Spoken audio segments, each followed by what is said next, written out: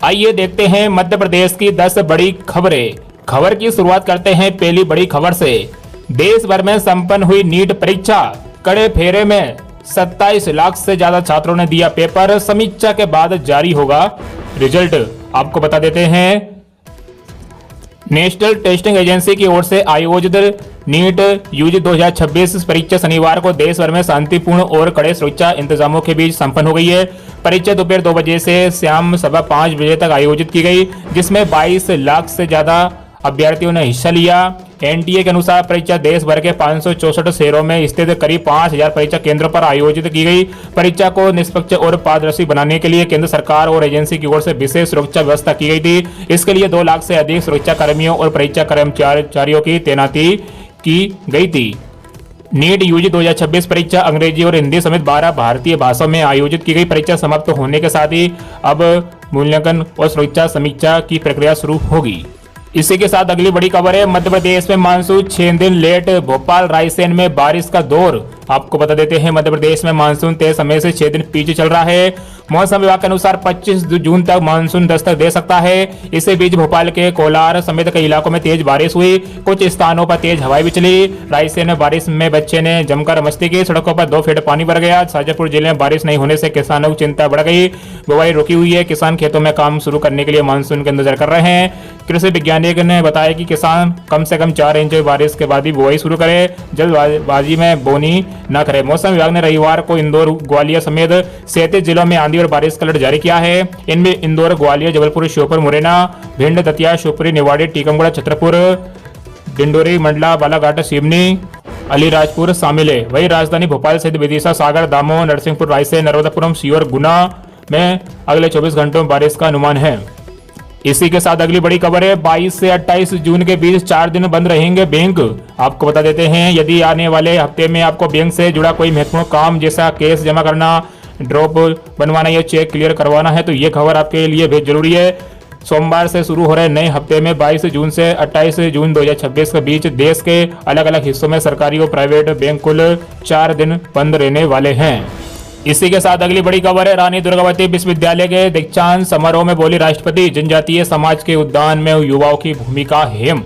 आपको बता देते हैं राष्ट्रपति द्रौपदी मुर्मू ने कहा है कि विश्वविद्यालय केवल डिग्री प्रदान करने वाले संस्थान नहीं है, बल्कि नवाचार, अनुसंधान, वैज्ञानिक दृष्टिकोण और रचनात्मक सोच को विकसित करने के महत्वपूर्ण केंद्र है। विद्यार्थियों में भारतीय संस्कृति, परंपराओं और भाषाओं के प्रति सम्मान का भाव विकसित करना भी विश्वविद्यालयों की अहम जिम्मेदारी है। आधुनिकता और परंपरा के संतुलन से ही देश का समग्र विकास संभव है। राष्ट्रपति मुर्मू रविवार को जबलपुर स्थित रानी दुर्गावती विश्वविद्यालय के 36वें दीक्षांत समारोह को संबोधित कर रही थी। इस अवसर पर उन्होंने विभिन्न संकायों के उत्कृष्ट प्रदर्शन करने वाले 20 विद्यार्थियों को स्वर्ण पदक प्रदान किए। विश्वविद्यालय के 141 विद्यार्थियों को 240 स्वर्ण पदक प्रदान किए गए। जबकि इसी के साथ अगली बड़ी खबर है, दिल्ली से ट्रेन में चढ़ने को लेकर यात्री की पीट कर हत्या। आपको बता देते हैं दिल्ली के शाहदरा रेलवे स्टेशन के प्लेटफॉर्म नंबर 3 पर शनिवार सुबह योगा एक्सप्रेस की जनरल बोगी में चढ़ने को लेकर झड़प हो गई। सीट और चढ़ने की जल्दी में शुरू हुआ विवाद कुछ ही मिनटों में जानलेवा हमला बन गया। आरोप है कि यात्रियों के एक ग्रुप ने 32 साल के पंकज को घेरकर लात घूंसों से पीटा। पंकज प्लेटफॉर्म पर गिरकर अचेत हो गया। उसे जीटीबी अस्पताल ले जाएगा, जहां डॉक्टरों ने मृतक घोषित कर दिया। हमले के वीडियो में कुछ युवा पंकज को पीटते हुए फिर ट्रेन में चढ़ते दिख रहे हैं। पुलिस ने केस दर्ज किया है।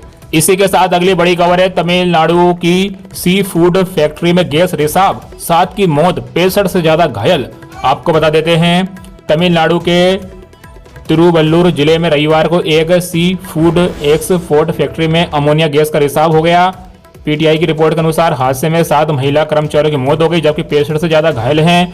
घायलों में भी 9 वेंटिलेटर पर है। गैस रिसाव की घटना सेंट पीटर्स पोल सी फूड्स एक्सपोर्ट्स यूनिट में हुई। घटना की जानकारी मिलते ही एनडीआरएफ की 4वीं बटालियन मुख्यालय से 30 सदस्यों वाली एनडीआरएफ की टीम मौके पर भेजा गया। तमिलनाडु सरकार की ओर से मृतकों के परिजनों को 2 लाख रुपए की आर्थिक सहायता देने की घोषणा की गई है। साथ ही अस्पतालों में भर्ती कर्मचारियों के इलाज की व्यवस्था सुनिश्चित करने के लिए कहा गया है। इसी के साथ अगली बड़ी खबर है, ईएसवी एक पद के लिए 353 उम्मीदवारों से होगा मुकाबला। आपको बता देते हैं मध्य प्रदेश कर्मचारी चयन मंडल द्वारा आयोजित हॉस्पिटल असिस्टेंट भर्ती 2026 परीक्षा में इस बार कड़ा मुकाबला देखने को मिलेगा। प्रदेश के सरकारी अस्पतालों में 1041 पदों को भर्ती के लिए करीब 3,67,000 अभ्यर्थियों ने आवेदन किया है। आंकड़ों के अनुसार एक पद के लिए औसतन 353 उम्मीदवार प्रतिस्पर्धा करेंगे। ईएसबी द्वारा इस भर्ती परीक्षा का आयोजन 24 जून से किया जाएगा। आवेदन प्रक्रिया पूरी होने के बाद अब अभ्यर्थी परीक्षा की तैयारी में जुटे हुए हैं। 8 जुलाई तक चलने वाली इस भर्ती परीक्षा के लिए ईएसबी ने एडमिट कार्ड जारी कर दिए हैं। भर्ती के लिए प्राप्त आवेदनों की संख्या ये संकेत दे रही है कि सीमित पदों के मुकाबले उम्मीदवारों की संख्या कई गुना अधिक है। इसी के साथ अगली बड़ी खबर है, खाटू श्याम जी में बनेगा नया रेलवे स्टेशन। रेल मंत्री बोले 12 महीने में तैयार होगा।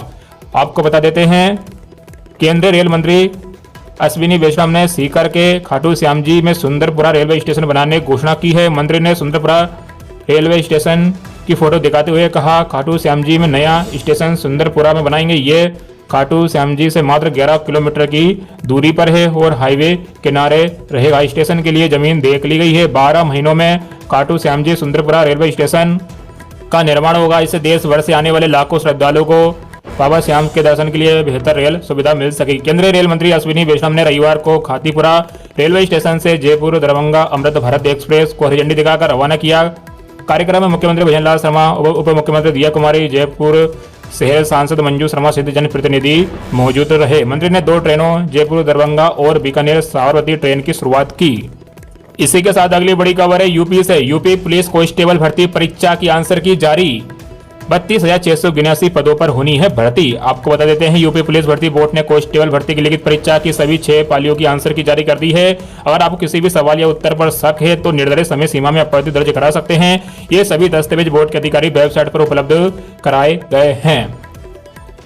कांस्टेबल भर्ती की लिखित परीक्षा 8, 9 और 10 जून को हुई थी। तीनों दिन परीक्षा 2 पालियों में हुई थी। इस तरह कुल 6 पालियों में परीक्षा हुई थी। अब सभी पालियों के प्रश्न पत्र और संबंधित उत्तर कुंजी अधिकारी पोर्टल पर अपलोड कर दिए गए हैं। तो बोर्ड ने अभ्यर्थियों के लिए ऑनलाइन आपत्ति दर्ज कराने की प्रक्रिया भी शुरू कर दी है। उम्मीदवार 20 से 23 जून की मध्य रात्रि तक अपनी आपत्तियां दर्ज करा सकते हैं। निर्धारित समय सीमा के बाद किसी भी आपत्ति पर विचार नहीं किया जाएगा। इसी के साथ अगली बड़ी खबर है, मुंबई में बारिश फिर एक्टिव हुआ मानसून। 8 राज्यों में तापमान 40 डिग्री सेल्सियस के पार। आपको तो बता देते हैं, मुंबई को जिस बारिश का कई हफ्तों से इंतजार था वे आखिरकार रविवार सुबह पहुंच गई। शहर के कई इलाकों में सीजन की पहली अच्छी बारिश हुई। इससे लंबे समय से गर्मी और उमस से परेशान लोगों को राहत मिली है। इस महीने की शुरुआत में मानसून दक्षिण कोकण तक पहुंच गया था, लेकिन 8 जून से सोलापुर के पास रुका था। आईएमडी ने कहा कि 23 जून के आसपास दक्षिण पश्चिम मानसून के महाराष्ट्र और इससे आगे बढ़ने के लिए अनुकूल परिस्थितियां बन रही है। मुंबई में हो रही बारिश की एक बड़ी वजह पश्चिमी घाट में बनने वाले बादल है। असम, मेघालय, अरुणाचल प्रदेश और सिक्किम में रविवार के लिए रेड अलर्ट जारी किया गया है। तो प्रदेश के ज्यादातर हिस्सों में अभी भी प्री मानसून एक्टिव है। इसके बावजूद 8 राज्यों में तापमान 40 डिग्री सेल्सियस के पार है। उत्तर प्रदेश के बांदा एक बार फिर देश में सबसे गर्म रहा। यहाँ शनिवार को पारा 44.2 डिग्री रिकॉर्ड किया गया और दिल्ली में भी तापमान 40 डिग्री सेल्सियस रिकॉर्ड किया गया है। तो दोस्तों, वीडियो कैसा लगा कमेंट करके हमें जरूर बताएं और इस वीडियो को ज़्यादा से ज़्यादा अपने मित्रों में शेयर जरूर कीजिएगा और इस चैनल को भी सब्सक्राइब जरूर करें। रोजाना मध्य प्रदेश की खबरें देखने के लिए आप हमारे इस चैनल को भी सब्सक्राइब जरूर करें और इस वीडियो को भी अपने मित्रों में शेयर जरूर